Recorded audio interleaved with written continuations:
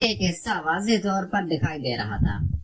میری خود کی حالت دیکھ کر عجیب سی ہو گئی تھی، لیکن اگلے ہی لمحے میرا منہ کھلا کا کھلا ہی رہ گیا۔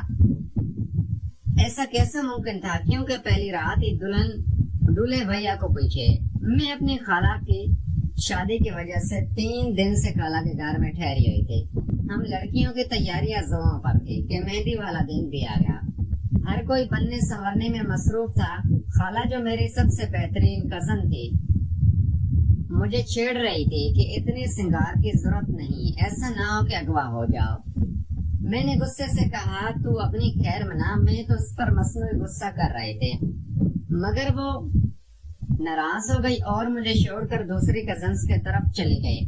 اس دن میں نے پیلا جوڑا پہنا ہوا تھا۔ جب ہم لڑکی والوں کے گھر مہندی لے کر جا رہے تھے تو ایک لڑکی نے مہندی کا تھال مجھے تھما دیا۔ سبھی لڑکیاں کسی نہ کسی گاڑی میں بیٹھ گئی۔ میں تھال ہاتھ میں لیے ادھر ادھر دیکھ رہی تھی کہ خالہ کے چچا کا بیٹا اپنی گاڑی ہماری طرف لے کر آ گیا۔ ہمیں جلدی میں مجبوراً اس کی گاڑی میں بیٹھنا پڑا۔ میں نے غور کیا کہ یہ تو وہی تھا جو ذرا دیر پہلے مجھے گھور گھور کر دیکھے جا رہا تھا اور ابھی اپنی گاڑی کے شیشے میں سے مجھے ہی دیکھنے کی کوشش کر رہا تھا۔ اس بات کو دوسری لڑکیوں نے بھی نوٹ کیا۔ میرا شرم کے مارے برا حال تھا۔ راستہ بھر سب بھی ایک دوسرے سے باتیں کرتے ہوئے گئے تھے، لیکن میں چپ تھی، جبکہ وہ بار بار کہتا تھا کہ یہاں کوئی ایسا بھی ہے جو بے زبان ہے، کسی سے بات کرنی بھی نہیں آتی۔ میں نے پھر بھی جواب میں کچھ نہ کہا۔ تبھی منزل آ گئی اور ہم سب گاڑی سے اتر گئے۔ جب مہندی کی رسم ختم ہو گئی تو ہم لڑکیاں دولہا کے گھر میں ہی ٹھہر گئی، کیونکہ وہ ہمارا کزن تھا۔ جب اس کو پتا چلا کہ میں دولہا کے گھر ٹھہری ہوں تو وہ بھی وہاں رک گیا، کیونکہ وہ خالو کا رشتے دار تھا۔ میں خالہ کے منزل پر ایک کمرے میں ٹھہری ہوئی تھی اور میرے کپڑوں کا بیگ وہاں ہی رکھا ہوا تھا۔ مجھ کو بہت نیند آ رہی تھی، لہٰذا میں نے کپڑے تبدیل کیے۔ جبکہ کپڑے تبدیل کر کے آ رہی تھی کہ اچانک سے اس سے ٹکراؤ ہو گیا۔ میں نے اس کے جانب دیکھا اور بس دیکھتی رہ گئی۔ سیاہ پینٹ کوٹ میں وہ بہت خوبصورت لگ رہا تھا۔ میں نے پہلی بار اس کو غور سے دیکھا تھا۔ وہ بھی حیران تھا کہ میں کیسے اس کو دیکھے جا رہی ہوں۔ تب بھی وہ کھنکارا، مجھ کو ہوش آیا اور میں شرمندہ ہو کر اپنے کمرے کے جانب چلتی۔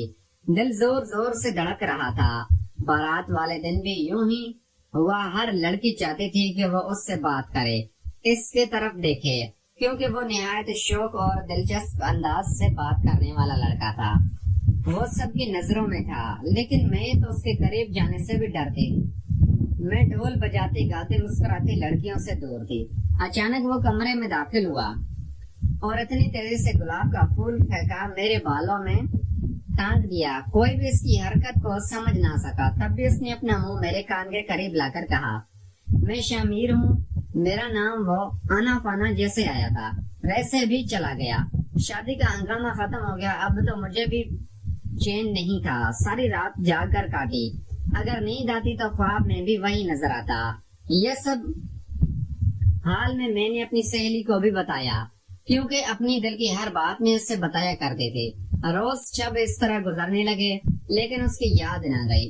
اس بات کو 2 سال گزر گئے، مگر میرے بالوں سے گلاب کی اس پھول کی مہک اسی دن بھی جیسی تازی تھی جب شامیر نے اس کو میرے گالوں میں ٹانگا تھا۔ جب شامیر نے اس کو میرے بالوں میں اڑایا سا تھا، میں جانے سے یہ اتنی تیز ہو جاتی کہ پھولوں کے علاوہ وہ پتیوں اور مٹی کے ذروں سے بھی یہی مہک آنے لگتی تھی۔ کبھی بھی میں سوچنے لگتی کہ میں نے کیوں اس سے نہ بلایا، جبکہ وہ تو مجھے بالکل بھول گیا ہوگا۔ میں نے اس کو بلانے کی بہت کوشش کی۔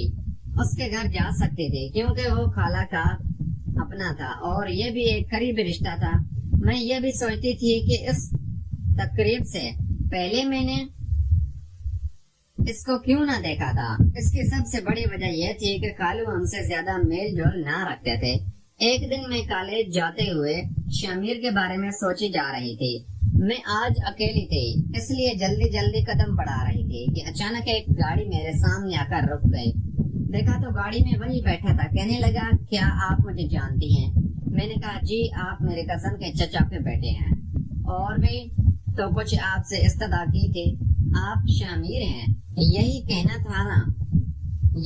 تھا نا آپ نے، مجھے بلانا نہیں تو سو تم نے بلا دیا۔ مجھے بھی بے اختیار میرے منہ سے نکل گیا کہ بلا تو آپ نے دیا ہے۔ میری بات سے اس کا حوصلہ بڑھ گیا اور وہ اصرار کرنے لگا کہ میری گاڑی میں بیٹھو، تم سے نہایت ضروری بات کرنی ہے۔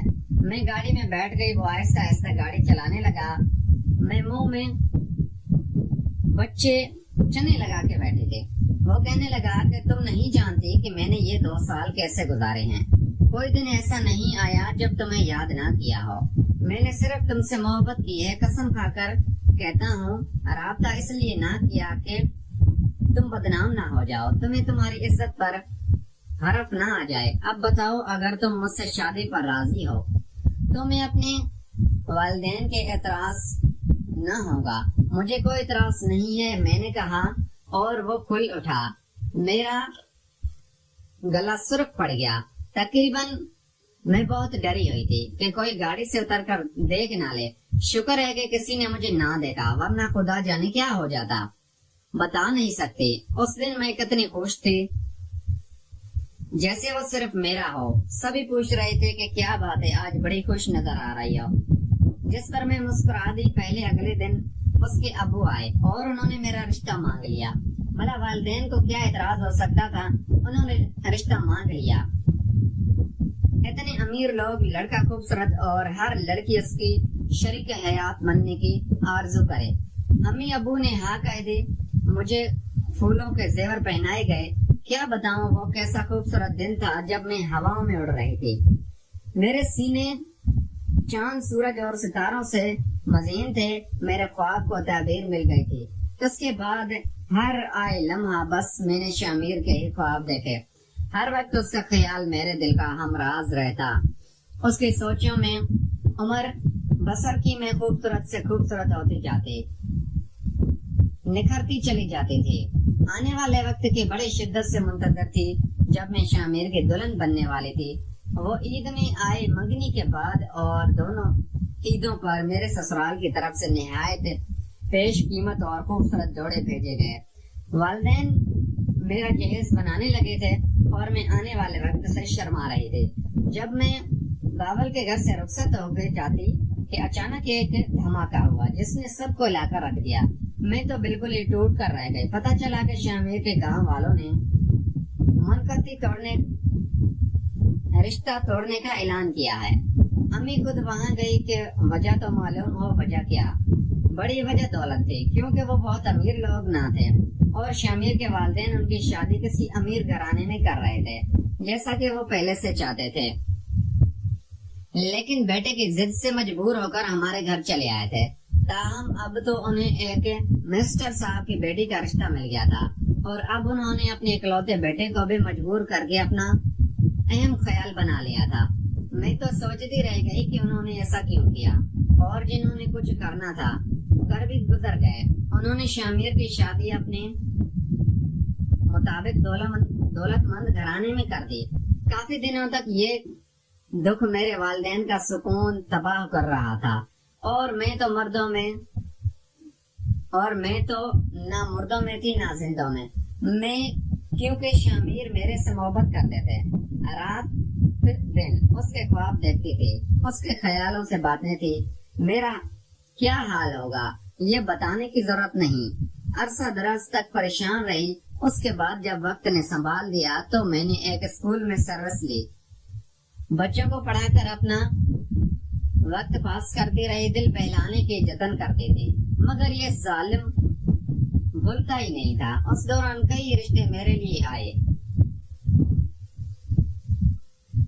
لیکن سبھی رشتے میں نے ٹھکرا دیے کیونکہ میں صرف اور صرف شامیر سے پیار کرتی تھی۔ پیارے دوستو، اگر آپ کو یہ ہماری کہانی پسند آئی ہے تو اس ویڈیو کو لائک کریں، چینل کو لازمی سبسکرائب کریں۔ ملتے ہیں اگلی ویڈیو میں۔ Thanks for watching.